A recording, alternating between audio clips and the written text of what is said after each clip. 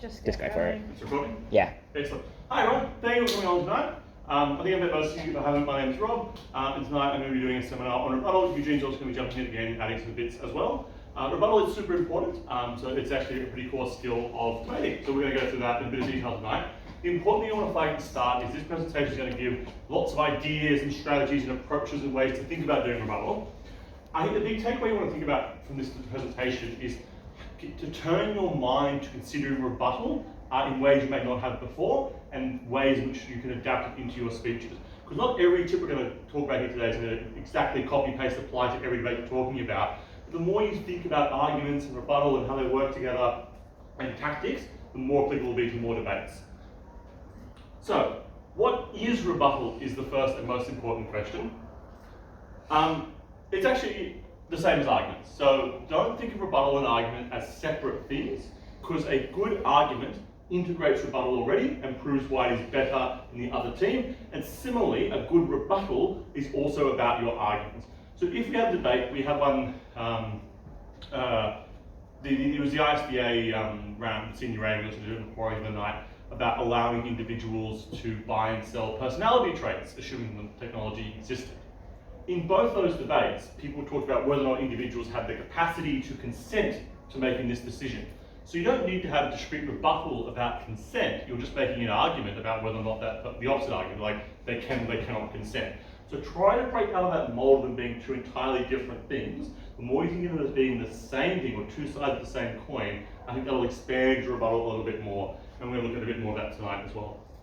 So I think the important way to think about rebuttal is to think about it then in the context of how arguments are made. Because if you think about how an argument is made, you think about then how you're going to attack different steps of that argument. So as Eugene went through last week, there are broadly 4 steps to making an argument. Context/characterization. What does the world look like now? Is it good or bad? Mechanism. How does the model change that world? Impact. Is this new world better or worse than what it was in step 1? And then weighing. Why does this matter so much in the debate? Oh, excuse me. What you want to think about with rebuttal is you want to be trying to target the highest level of this first, and because that kind of knocks out everything that flows below it. Anyone who's ever high school debating or has coached high school will tell you kids essentially things like don't attack examples, attack high, and attack the point they're making, attack the reasons why the point is true. It's the same principle here, even though we don't have like the peel structure in this mechanism here. So you want to be always targeting the highest level. So let's look at an example of that. This is from the debate we did last week. I'm not sure if every room did it, but my room did, about abolishing tenure for professors at universities. So we have the claim here on the left from the affirmative team. The point, I guess, basically here is this will motivate lecturers to motivate professors to be better lecturers than they currently are. Context: tenured professors are lazy, they don't teach properly. So that's what the world looks like now. Mechanism: no job security, higher pressure to keep the job so they perform better. The impact: students get better learning outcomes because teachers are better now. Weighing: students pay a lot of money for this and they depend on their professors, therefore we must prioritize them. Does that part make sense? Now, when we think about rebuttal, if we start at the bottom about weighing, we say, well, actually professors are more important because they have limited job opportunities to go elsewhere. What does that not disprove? Yes? The initial characterization of the whole thing is contingent on. Absolutely. So everything above it still stands. So you want to be, that's not a bad rebuttal to give. I'd still give that as a 4th level of rebuttal. But you want to start a bit higher. Because if you start with the first bit about context, so you prove, hello, come on in. Oh, yes. If you prove the context is wrong, the characterization is wrong, the tenured professors are already very, very hard working. What you're doing then is you're taking what they're considered to be true, shifting it. And if the judge then believes your context, the mechanism doesn't matter because they're not changing that group. That's why a lot of judges will always talk about, I believe this characterization more, I believe their worldview a bit more. So you always want to start at the top of the argument. And that's important thinking about how to prioritize your rebuttal. Because when you're sitting down to write your speeches, you will often jot down heaps of rebuttals that all comes to your mind. You'll also not have enough time to say it all. What you can prioritize is the most important stuff at the top, disproving the whole concept. So you prioritize anything at the time there, a little bit of a sprinkling of the rest of the stuff. But then at the end point you can say, because we've proven that professors actually act in this way, not that way, you don't need to believe X, Y, Z from the other team. You just point out how it falls. Does that make sense? Excellent. let's then think a bit more about goals of rebuttal. So I think there are 4 things you want to try and do with rebuttal. The first one is you want to, and this is in priority order. The first is to reframe. That is to take an argument and explain why it isn't actually part of the debate altogether. The second one is to refute. That's where you prove something is wrong and is not correct, both on a factual level but also on a mechanistic level. The third thing you want to do is mitigate, and that is make an argument smaller. So it's still true, but it's just not as big as what you thought it was. Some people will say that there's too much mitigation debating now, especially Matt Toomey, it probably is. And the fourth one is trading off, so saying, yeah, it is true, but over here we've got something that's more important. What you want to try and do is start from the top of this list as well when you're thinking about what is the best type of rebuttal I can give to those things, those steps of the argument we talked about earlier. Because if you can say this argument is just not in the debate at all, then you've done a whole lot of work on everything else. So you should try and aim for the reframe point. So if we go back to the other slide for a second, we don't really have a reframe point of rebuttal here, because it's probably reasonable to say that the incentives of professors to be good or bad is probably part of the debate. So we're not going to actually be able to reframe that argument, because it is going to be in the debate. If there was an argument about professors and their capacity to afford to pay the bills or afford to buy a nice car, you probably could reframe that out of the debate by talking about how professors are still paid a lot of money on both sides of the debate. So that question reframed out of the debate. But this one, you can't really reframe it. If we look at the context response then, which type of rebuttal do we think that is from that list? Sorry? Oh yeah, so the first level of rebuttal there, we've got about context. What type of rebuttal do we think that is out of refute, mitigate, and trade-off? Is it, yeah? Refute. Refute, yes, we're just saying it is wrong. What about the mechanism? Where we're saying there's already things in place that do that. Mackenzie, do you have an answer to this one? I cut you off before, sorry. No, not quite. Yeah. Mitigate. Mitigate, because it's saying it's a smaller harm, there's already something over here that stops that harm from occurring. And then the weighing point. That's just trade-off, because weighing, trade-off, all the same sort of thing. The impacts point is probably also a bit of mitigation, a bit of refutation, because it's like, well, no, it's actually it's more refuting, because it's actually there's something else that is doing this, not your thing. Does that make sense?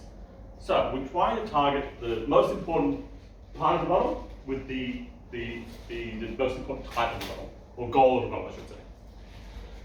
So what do we think about that? What am I trying to do? Like reframing it, refuting it, mitigating it, trading off.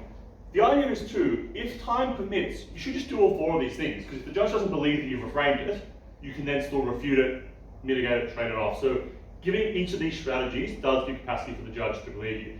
As we've done in that example, you won't be able to find all 4 fit every argument, but if you've got all 4 of these in your mind when you're going into debate, it's more likely you'll find a rebuttal that fits that during your speech. Now, types of rebuttal then. So, I know this got lots of layers and confusing, but again, it's what I was talking about earlier about turning your mind, thinking about rebuttal in different ways. There are 3 sort of types of rebuttal you're going to be doing when approaching any of those 4 or targeting any of those 3 things we talked about earlier.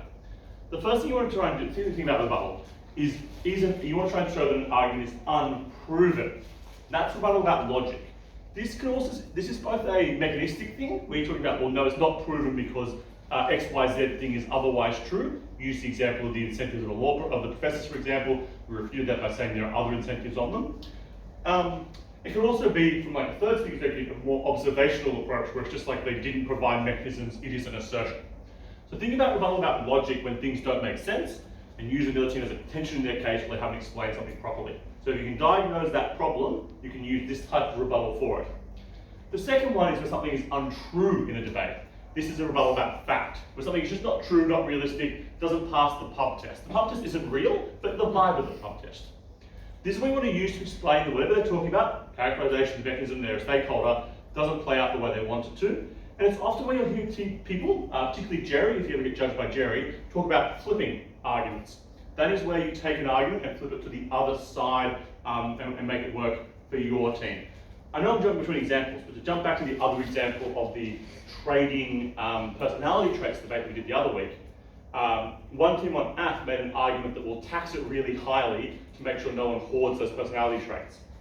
Neg says that's not true, flips the argument and says because you tax it really highly, only super wealthy people will ever be able to hold these because they can afford to sustain the tax revenue. So they take a point of inequality, flip it by proving it's untrue, makes it true for their side.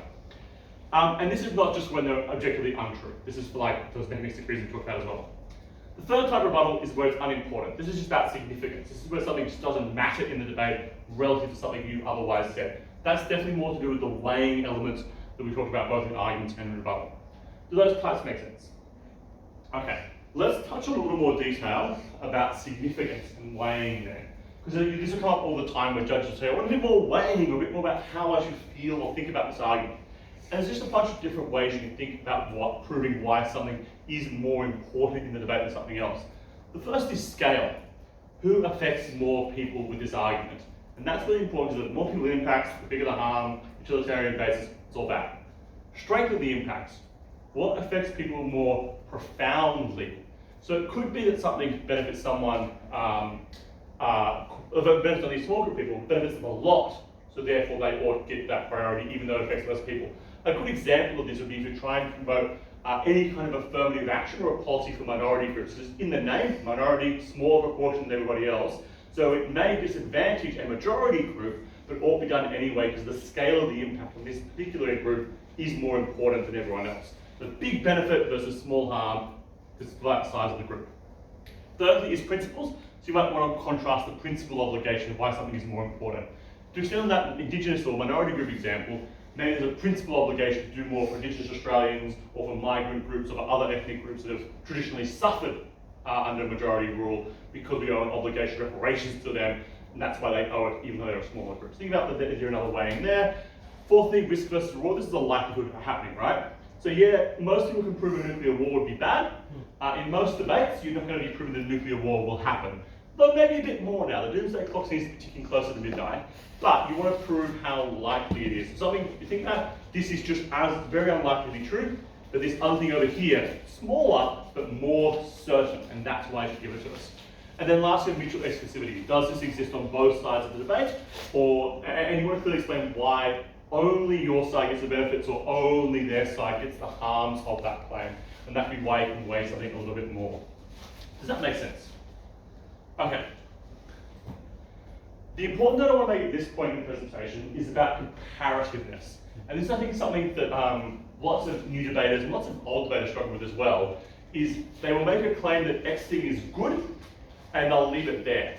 That's not enough in debating. You want to be X is better than Y, and always comparing it to the other team. So not just the incentives of the professors on our side are to be good, they are to be better than what they are on the other side, and constantly contrasting the two sides of that. How do you do that in the debate? Constantly just ask yourself why. So much of debating is just asking why. So why does this incur a harm only, or a much worse harm is the more important matter. Hello? Why do we get this benefit? Much more than the other team does. Overall, in the best worlds of both cases, in the best version of both worlds, why is ours still the best case? Always ask those questions. That's why we talk about argument structure. It's always, what does the world look like now? Is that good or bad is the starting point. The mechanism then, the impact is why is it better or worse than something else? And it sounds silly, but thinking about those terms and words will actually help you be more comparative going forward. Wrong way. All right, how much rebuttal do I need is a common question everyone gives all the time. But it's a trick question, because all arguments are rebuttal, and all rebuttal is arguments. So everything you say is both. Even first affirmative is in a metaphysical sense, all rebuttal as well. But the rule of thumb in terms of like phrasing it or thinking about it, it is more as the debate goes on, right? So first act and first neg will have way more arguments. They should also be responsive, but they'll still have arguments. By the time you get to third, because you're not making any new arguments, you should be entirely focused on rebuttal. So like 80% of your speech will be rebuttal, and the remainder will just be like whipping or re-pushing your own team's arguments. But you want more as you go along. But the important thing to consider here is opportunity cost. What is more important? If you're sitting at third and you're going, man, we are not going to win this debate because we don't have a benefit, maybe it's more important to push that benefit. But if you're sitting there being like, man, we're going to lose this debate because they have a massive harm, maybe you need to push more rebuttal in that debate to push down their harm. So it's always about what is the opportunity cost? What is going to be most important for me in this debate to do? But still keep that thing in mind that every argument does rebut and every rebut does make an argument. All right, I want to talk briefly about terms that might be newer to people once joining in debating. The first one is integrated rebuttal. That is where we mix arguments and rebuttal. I know this kind of seems contradictory to what I just said about argument and rebuttal being the same thing, but this is, I think, a useful way to think about it, but also a way to speak about it to judges. This is probably most applicable to first neg, second AF, and second neg. Integrated rebuttal is when your argument and rebuttal relate, which they often and if not always should. What are you doing with integrating? Step one is identify what you need to integrate. So don't integrate if there's a big theme from the other team that you just haven't predicted in your case, or it's completely unexpected and you haven't got a matching argument. That's when you wouldn't integrate and you just rebut it discreetly. Do integrate if their argument matches yours. So again, we talked examples about like the consent capacity for the selling personality traits. We've talked about the similar arguments around the incentives of professors to treat their students well. In those cases, you figure out those two things match. You then integrate your notes. So what I like to do is, if I'm speaking earlier in the debate, especially first neg, I'll normally just write a note at the top of my page in red for that argument that says matches 1A, 1.1, or 2, whatever it is. So in the studies, you're like, my first argument today is going to be about why you can't consent to this technology. Note, judge, this will clash or will integrate with responses to first asked argument on this. You're not adding any time to your speech, just adding a sentence that draws the judge's mind to how those two things clash. Never assume your judge is particularly smart. Always assume you need to tell them exactly what they need to do. The third thing, and then the other way to integrate is you just shift pages together that match. So if you've got a rebuttal page, like here's their first argument, here's some responses, just shift that separate page to be on the same pile of pages as the argument that matches. And then when you do your speech, you just flag where things are integrated, like I did in that demonstration. So that's integrated rebuttal. And that saves you so much time, because you're not then repeating things.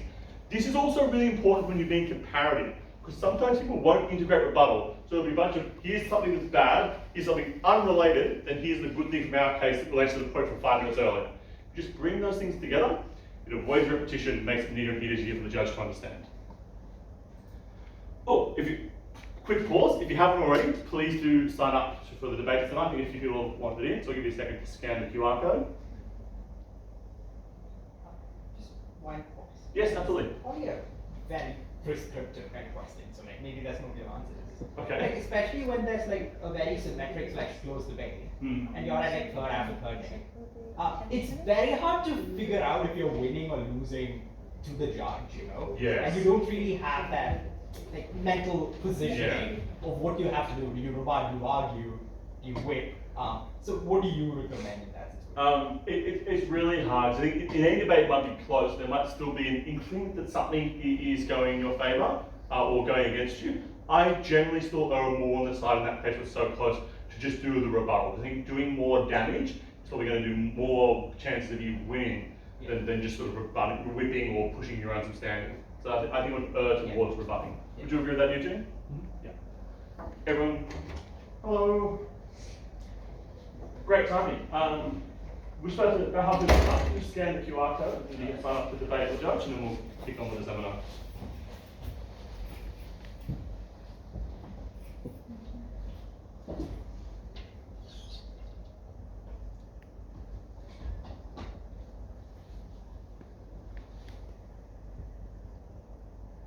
Awesome. Okay, half time's over. I now want to talk about thematic rebuttal, which I guess is the next evolution of integrated rebuttal. This is something that, like, theoretically every speaker should be doing, but it's probably most applicable to second neg and absolutely the third speakers. This is where you kind of do away with any clear distinction of rebuttal and arguments and talk about themes or clashes or ideas in the debate as a whole and a cumulative thing. I don't know if anyone's a music fan, but the Clash of the Band, we're talking about clashes. Is it? Okay. I'm going to take it as more of a silent laugh. So, what are we talking about when identifying key clashes or themes or questions? Your judge do this in most debates you'll have. You have a good judge, they'll get up at the end of the debate and get there are 2, 3, 4 issues in today's debate.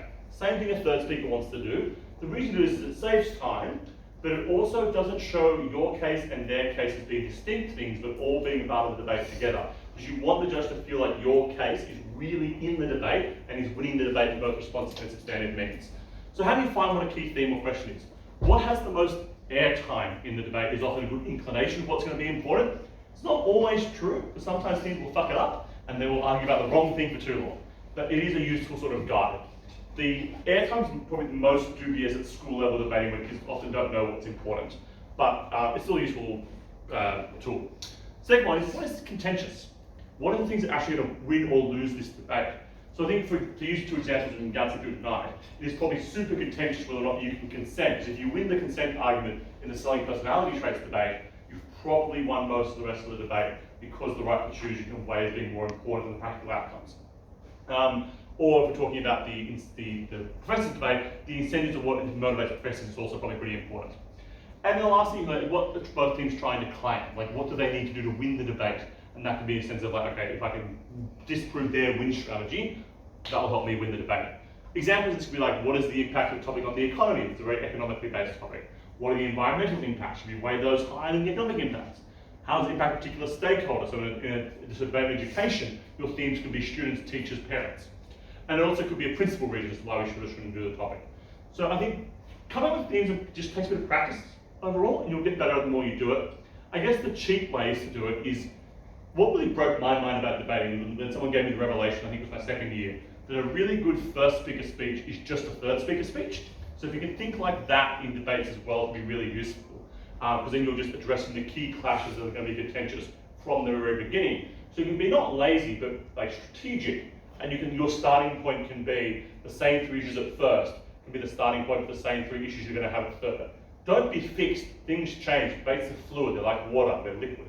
So move it around if you need to, but that's a good starting point for what the debate can be. And that's why having lots of different pieces of paper can be useful, because you can physically move the pages around. So never have more than one argument on a page. Actually, we'll come to that a bit later. We don't really have time to go through the example, because we're running a bit short, but you would see here that there's three themes in this example. Quickly on structuring your third speaker speech then. You start with introduction, you grab the judge's attention, you sum up where the debate's at, how the judge needs to view the debate, what's the most important thing, explain what the two or three issues are in the debate. What's the issue, normally most important issue first, or most contentious issue first. What were the things they said about the argument, explain how you respond to those arguments, and then link back to explain why you've won. When we talk about responding to each of those arguments, that can be both a substantive argument, a substantive response, or a responsive response. So you'd be like, the way they give us these two claims, our first response came in my first speaker's first point where we did this. And then what did they say? Why does the argument still stand? Whether you start with what they said or what you said kind of depends on what the push of the argument is. If it was an argument really winning for your team, you might lead with, on this first issue, we gave you this, they gave you some responses that are insufficient. If it's more of an issue coming from them, it'd be like, they tell you this, here's what our responses are. Second issue, third issue, same as before, wrap it up with a conclusion. At the end of the speech, judge, we have proven A, B, and C, proud to propose, move on. You can't introduce new arguments on a new rebuttal. Tips for physically writing rebuttal. So what I like to think about with rebuttal is when I'm debating, I'll have a notes page. I'll take an A4 piece of paper, fold it in half. Left-hand side, I'll write down what they're saying. And the right-hand side, I'll jot down just any thought I have about rebuttal that goes right next to it and draw arrows across. And I do that while the other team's speaker is speaking. When my team is speaking, I then look at that notes page and think, okay, what's the most important rebuttal? How do I then transform this into an argument? And then I'll basically write it like I would an argument. So I'll have like a claim at the top in one color, then the responses underneath in a different color, and build it in like that. And importantly, you want to use lots of pages. Use lots of paper. I can't remember what I tried to write there. But importantly, never have two distinct ideas on the same piece of paper, because then you're two missing around papers. You want every idea to be on a different piece of paper, so the papers can move around depending on the stack of the theme of the issue you want to put it in. And use different colors. I'm a big color guy, so everything has a color, every color has a purpose. That will help you as a visual cue when you're on stage, be like, oh, that's rebuttal, so you can do the framing of that one to figure out what it is. Important thing about writing it is all a personal style question. The more debates you do, experiment, try and figure out a style that works for you. But I would recommend that these are good starting points. And if you're unsure, just ask experienced debaters, ask the judges, how do they set up their notes, and see any tips that you can take from that. I'm sure Eugene would do it slightly differently to I would, and we would do it slightly differently to someone else. So, but I think that's a good starting point for me. Oh, and the last note there is, if I'm like first negative, my sort of scribble page and notes next to it, that's probably all the rebuttal I'll take up. So I don't have time to do anything more than the bare minimum rebuttal. Most of it's integrated. It is later speeches that I more spread it Tips to improve rebuttal. I'm going to hand over to Eugene for this part of the presentation. You can do whatever you like. Okay, before I get started, I actually want to ask a few questions. A bit rude of me to do some revisions straight away, but I want to make 2 observations. First question I wanted to ask everyone is, can someone tell me just any single component, any idea of what makes a good rebuttal? What would you do in your rebuttal to make it better? Anyone? Yep. Be comparative. Yeah, absolutely. That is actually the biggest takeaway from this entire thing. We're better than them for these reasons. Yep. Anything else? Identify what your the biggest threat is. Yes, absolutely. We're rebutting the most important claims in the debate, and we can forget about some weak stuff. Anything else? Yep. I don't know if this is really in the criteria, but not reframing, but not that word. Yes, correct. Wonderful. Someone remembers from last week. I don't like that word. But yeah, there's different types of rebuttal. Mitigation's our weakest. We want to really try and go after some of the kind of most central components of that claim and fight hard on them. Excellent. Okay, you guys have given me a series of different observations or ways that you can give good rebuttal. I wanted to give an alternative way of thinking about how to give good rebuttal. And that way is this. I want everyone in their mind to picture the scariest possible debater that they can imagine. Someone that, when they give responses to your arguments, you feel like it's not fair, right? Like they always seem to put an enormous amount of pressure even on your strongest points, and you really, really don't want them to speak after your speech, okay? Imagine that type of debater, and say to yourself, why is my rebuttal not like this? Why is their rebuttal different to mine, okay? And I would make a couple observations. I think really the 2 observations I want to give those as follows. One is that type of speaker that is really, really intimidating, the reason why their rebuttal is really intimidating is often because you cannot think of a response. So clearly some element of quality is very, very important, but the other element is just the sheer density. It's like, even if I could think of a response to this first thing, then they have 2 even ifs, and now they've moved on to my next argument. I just can't keep up, right? So it's a sense of you're being almost a bit overwhelmed, okay? So I really encourage you all, rebut like that, okay? And I will use that to segue into the other observation I want to make, which is a bit more theoretical or conceptual. But I would say there are 2 different types or styles of rebuttal, okay? One is a very analytical style. And actually, when I asked this question to you guys about what makes good rebuttal, all of you guys gave very analytical observations about what makes good rebuttal, okay? The other type of style of rebuttal is a much more fluent response, okay? So rather than being like, I have 3 reasons why this claim is wrong, 1, 2, 3, yes? It really cracks a joke to kind of illuminate how funny some of part of your speech is, right? And almost like, it's a very different way of undermining the credibility or the persuasiveness of your claims, okay? So when I came to you guys and said, what makes good rebuttal is imagining that really scary person, yes? That is that different style of rebuttal, okay? And neither of these is better or worse. They have a very clear strength and a very clear weakness though. And I want you guys to think about which that is. The analytical style has a huge weakness that it gets very abstract. You get into the technicality so much that you lose sight of, does this actually feel persuasive or not, okay? The very fluent style or impact-centered style of rebuttal has a huge problem of not giving reasons, okay? So it's very flippant, and it means that the next speaker can subsequently come up and also poke fun at your case, and we go round and round in circles, okay? So the dream is to combine and mix both. Elements of analytical quality whilst also cutting through so much of the technical abstract bluster and getting straight at the heart of the credibility of certain claims, okay? And my last piece of advice, well, actually it's my second last sheet, is as follows. How do we achieve that? How do we achieve this mix of both combinations? My answer is as follows. Hopefully no one does boxing here, but I want you to imagine you're a boxer for a second, okay?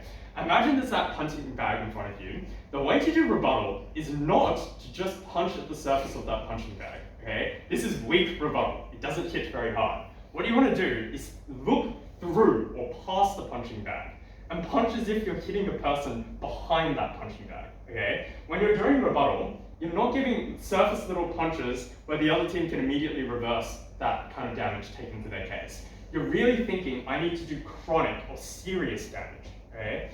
And if your rebuttal is weak, just cull it, just ditch it, okay? And think about stronger responses in its place, right? So always, when you're giving rebuttal, punch through the bag, okay? Okay, now we get to what I actually wanted to talk about. Oh, that didn't work. That's lovely.